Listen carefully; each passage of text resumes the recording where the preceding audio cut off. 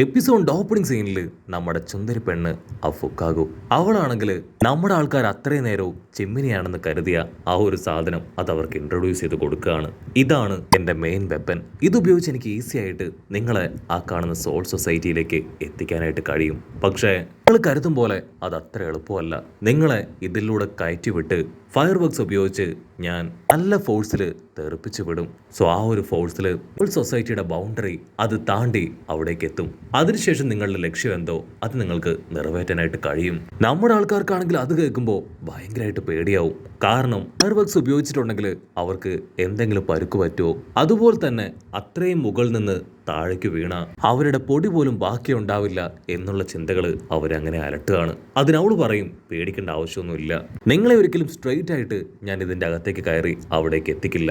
അതിനു മുൻപ് ചില പ്രിപ്പറേഷൻസ് നിങ്ങൾ ചെയ്യാനുണ്ടെന്ന് പറഞ്ഞ് അവളാണെങ്കിൽ അവളുടെ 2 അസിസ്റ്റൻസിനും ചില ഇൻസ്ട്രക്ഷൻസ് കൊടുക്കുകയാണ്. അതനുസരിച്ച് അവർ പുറത്തുള്ളൊരു പെടല് അതങ്ങനെ റൊട്ടേറ്റ് ചെയ്യും. അത് റൊട്ടേറ്റ് ചെയ്യുന്തോറും ആ ഒരു സീലിംഗ് അതങ്ങനെ 2ആയിട്ട് നീങ്ങി നമ്മുടെ ആൾക്കാരും ആ ഒരു വലിയ ചിമ്മിനിയുള്ള പ്ലാറ്റ്ഫോം അത് മുകളിലേക്ക് ഉയർന്നു വരികയാണ്. ചുന്ദരി പെണ്ണാണെങ്കിൽ ഭയങ്കര ഹാപ്പി ആയിട്ട് അവളുടെ ടെക്നിക്സിനെ കുറിച്ച് നമ്മുടെ ആൾക്കാർക്ക് എക്സ്പ്ലെയിൻ ചെയ്ത് കൊടുക്കും.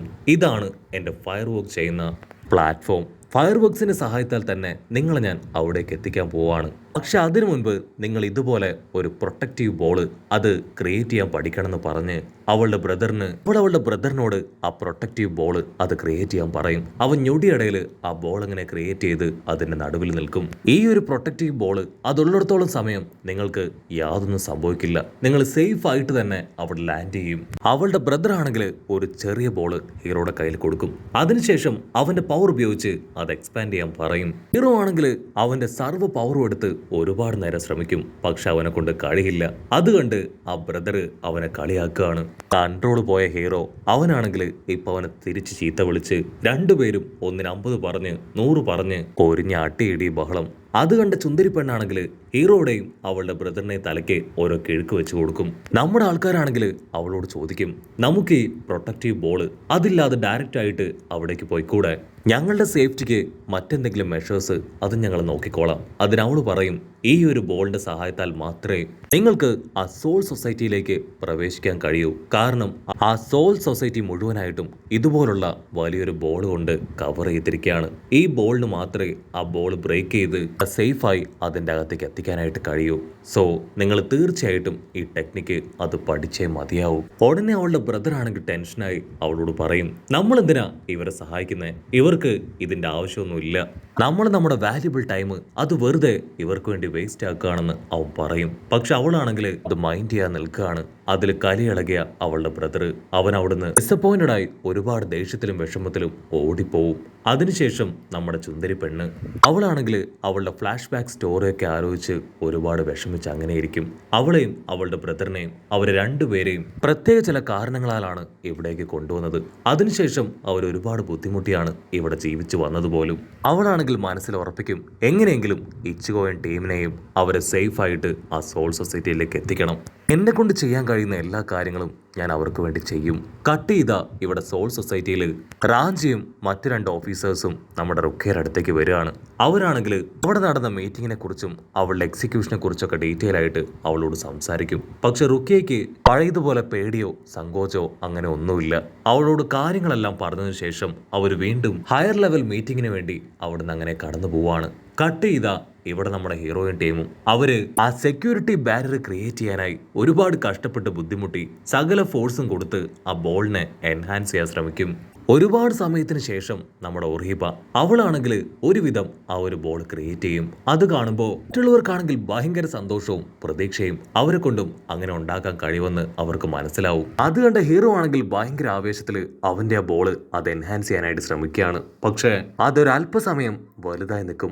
അതിനുശേഷം അത് വീണ്ടും ചുരുങ്ങി പോവാണ്. ഹീറോ ആണെങ്കിൽ എന്റെ സ്പിരിച്വൽ എനർജി അത് അതിലേക്ക് കൂടുതലായിട്ട് ഉപയോഗിക്കുകയാണ്. അടുത്ത നിമിഷം ആ ബോള് പൊട്ടി ഗ്യാസ് പുറത്തേക്ക് റിലീസ് ആവും. അത് കണ്ട ചുന്ദരിപ്പണിന്റെ അസിസ്റ്റൻസ് ആ ഒരു ടെൻഷനായി ഹീറോയോട് ദേഷ്യപ്പെടുകയാണ്. എത്രയും വേഗം നിന്റെ സ്പിരിച്വൽ എനർജി അത് കൺട്രോൾ ചെയ്, അല്ലെങ്കിൽ വലിയ അപകടമാണ്. അത് കേട്ട് അവനും കഷ്ടപ്പെട്ട് അവന്റെ എനർജി അത് കൺട്രോൾ ചെയ്യാനായിട്ട് ശ്രമിക്കുമെങ്കിലും അവനെ കൊണ്ട് അതിന് കഴിയില്ല. ഉടനെ എല്ലാവരും ദൂരത്തേക്ക് മാറുകയാണ്. ഹീറോ അവന്റെ കൺട്രോൾ നഷ്ടപ്പെട്ട് വലിയ ശബ്ദത്തിൽ അങ്ങനെ നിലവിളിച്ച് കരയും. അതിനുശേഷം ആ ചുന്ദരിപ്പണിന്റെ ബ്രദർ അവളാണെങ്കിൽ ഹീറോയുടെ അടുത്തേക്ക് വന്ന് അവന്റെ പവർ കൺട്രോൾ ചെയ്യാൻ ഹെൽപ്പ് ചെയ്യും. പിന്നീട് വീണ്ടും ഒരു ബോള് അവൻ ഹീറോയ്ക്ക് കൊടുക്കുകയാണ്. സത്യത്തിൽ നിങ്ങൾ എന്തിനാണ് ഈ സോൾ സൊസൈറ്റിയിലേക്ക് വന്നത്? അതിന് ഹീറോ പറയും, ഈ സോൾ സൊസൈറ്റിയിലുള്ള എൻ്റെ ഫ്രണ്ട് റുഖ്യ, അവൾ വർഷങ്ങൾക്ക് മുൻപ്, അവൾ ഒരുപാട് കാലങ്ങൾക്ക് മുൻപ് എന്നെ മീറ്റ് ചെയ്തു, സംസാരിച്ചു, എൻ്റെ ജീവൻ രക്ഷിച്ചു. അന്നു മുതൽ ഞങ്ങൾ നല്ല ഫ്രണ്ട്സ് ആയിട്ടാണ് കഴിഞ്ഞു വന്നത്. ഒരു പ്രത്യേക സാഹചര്യത്തിൽ അവളുടെ പവർ അതെനിക്ക് തരേണ്ടതായിട്ട് വന്നു. അതിന് പണിഷ്മെൻ്റായി ഈ സോൾ സൊസൈറ്റിയിലുള്ള സോൾ റീപ്പേഴ്സ് എന്നെയും എൻ്റെ ഫ്രണ്ട്സിനെ അറ്റാക്ക് ചെയ്ത് റുഖ്യയെ ഇവിടേക്ക് കൊണ്ടുവന്നു. അവൾക്ക് പണിഷ്മെൻ്റായി വധശിക്ഷ കൊടുക്കാനാണ് അവർ തീരുമാനിച്ചിരിക്കുന്നത്.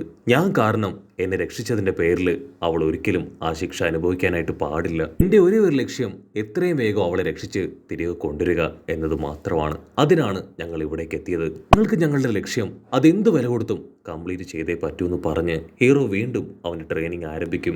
ഹീറോയുടെ സ്റ്റോറിയൊക്കെ കേൾക്കുമ്പോൾ ആ ബ്രദറിനും അവനോട് ഒരുപാട് സഹതാപമൊക്കെ തോന്നുകയാണ്. സോ അവനിപ്പോ ഇങ്ങനെ ഹീറോയെ ഹെൽപ്പ് ചെയ്യും. അവൻ ആ ബോള് അത് ഹീറോയുടെ കയ്യിലെടുക്കാൻ പറയും. അതിനുശേഷം നീ ഒരു ബ്ലാക്ക് ഹോളിൽ പെട്ടുപോയി എന്ന് ഇമാജിൻ ചെയ്ത് പതിയെ പതിയെ നിന്റെ പവർ അത് അതിന്റെ മേൽ റിലീസ് ചെയ്യേ. ഹീറോയും അവൻ പറഞ്ഞ കാര്യങ്ങൾ അനുസരിച്ച് അവന്റെ ഇൻസ്ട്രക്ഷനോട് ഒത്തുചേർന്ന് പതിയെ പതിയെ അവന്റെ പവർ അങ്ങനെ റിലീസ് ചെയ്യുകയാണ്. ഹീറോ ആണെങ്കിൽ മറ്റുള്ളവരെ പോലെയല്ല. കാരണം അവന്റെ ബോഡിയിൽ സ്പിരിച്വൽ എനർജി അൺലിമിറ്റഡ് ആണ്. അതുകൊണ്ട് തന്നെ അതിനെ പക്കായിട്ട് കൺട്രോൾ ചെയ്തെങ്കിൽ മാത്രമേ അവനെ കൊണ്ട് ആ ഒരു ബോളിനെ സേഫ്റ്റി മോഡിലേക്ക് എൻഹാൻസ് ചെയ്തെടുക്കാനായിട്ട് കഴിയൂ. അവനാണെങ്കിൽ പതിയെ പതിയെ അവന്റെ മേലെ സ്ട്രെസ് കൊടുക്കുകയാണ്. അടുത്ത നിമിഷം വീണ്ടും അൺലിമിറ്റഡ് ആയിട്ട് സ്പിരിച്വൽ എനർജി അതങ്ങനെ പുറത്തേക്ക് പോകും. അതുകൊണ്ട് നമ്മുടെ ആൾക്കാർ ദൂരേക്ക് മാറുകയാണ്. ഉടനെ ആ ചുന്ദരി പെണ്ണ് ഫുക്കാഗോ അവള് നിലവിളിച്ച് പറയും, ഇച്ചിഗോ നീ ഇത് കാണുന്നില്ലേ? എന്റെ സ്പിരിച്വൽ എനർജി അതങ്ങനെ അൺലിമിറ്റഡ് ആയിട്ട് പുറത്തേക്ക് പ്രവഹിക്കുകയാണ്. ഇനിയെങ്കിലും നീ അതിനെ കൺട്രോൾ ചെയ്യേ. അവളത് പറയേണ്ട താമസം ഹീറോ ആണെങ്കിൽ പതിയെ പതിയെ അവന്റെ സ്പിരിച്വൽ എനർജിയെ കൺട്രോൾ ചെയ്ത് കൊണ്ടിരിക്കുകയാണ്. അവനത് ഒരു വിധത്തിൽ കൺട്രോൾ ചെയ്ത് ആ ബോളിനെ എൻഹാൻസ് ചെയ്ത് അവനതിൽ സേഫായിട്ട് നിൽക്കും. പക്ഷേ എന്താ, അതിന്റെ ഒരു ഭാഗത്ത് ചെറുതായിട്ട് ബ്രോക്ക് ആയിട്ടുണ്ട്. അടുത്ത നിമിഷം ആ ബോളും പൊട്ടിത്തെറിക്കുകയാണ്. അവിടെയാണെങ്കിൽ ആ ഗ്യാസ് ഒക്കെ ഫില്ലായി ആ വീടിന് വീണ്ടും ഒരുപാട് കേടുപാടുകൾ സംഭവിക്കും. അതിനവൾ കലി കയറി അവനെ ചവിട്ടി താഴെയിട്ട് ദേഷ്യപ്പെട്ട് പറയും, നിനക്ക് എന്റെ വീട് അത് നശിപ്പിക്കണമെന്ന് ഒരുപാട് ആഗ്രഹമുണ്ടോ? ഇനി നീ ട്രെയിനിങ് എടുക്കുന്നത് ഇങ്ങനെയാണെങ്കിൽ എന്റെ വീട് അത് മുഴുവനായിട്ടും തകർന്ന് താഴെ വീഴും.